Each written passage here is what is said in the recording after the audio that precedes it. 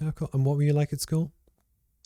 Very sport driven. I enjoy I was more PE than kind of the education side of it. But I'd always kind of just wanted to be outside. Mhm.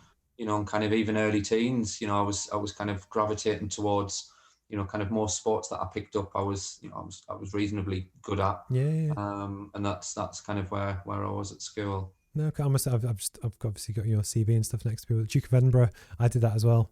But it's similar, just almost weird. I had someone interview me recently, and so I did the scouts thing, which is very similar, but the similar kind of path.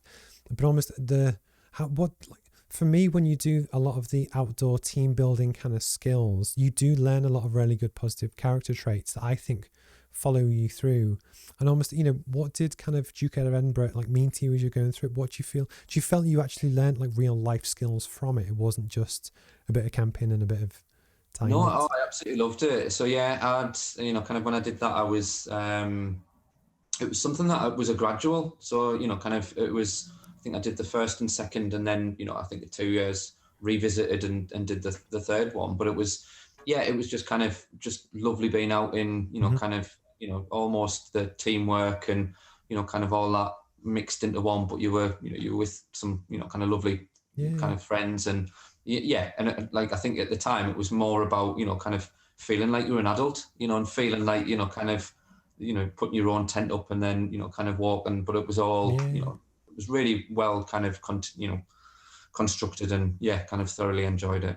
But just I find it quite funny because I think sometimes depending on who I speak to, you kind of I don't know why, but I seem to gravitate to different people because we've never really properly met, but kind of before. No. But it's just you get a vibe and you get a feel, and it's surprising how many people have similar backgrounds and interests and upbringings. Even though I grew up in Liverpool and you grew up in Sunderland, I think often when you do stuff like Duke of Edinburgh, it can really help build character that I think lasts into through your entire life. But I find it funny that when you know as you grow up and you go into business and you build your business networks and your circles and stuff, it's funny, especially with age, you seem to gravitate to more to people that share your similar values and backgrounds and ethos. And it's funny that you see people seem to come into your life and you find links that you didn't know were there Yeah. until just now. And I must have, I spoke to a guy called Chris on the podcast probably a few months ago, and it turns up he actually grew up on the street next to mine back in Liverpool, and Oh we'd wow. never met to each other, and he's based in Leeds. And it's always funny how things kind of link together.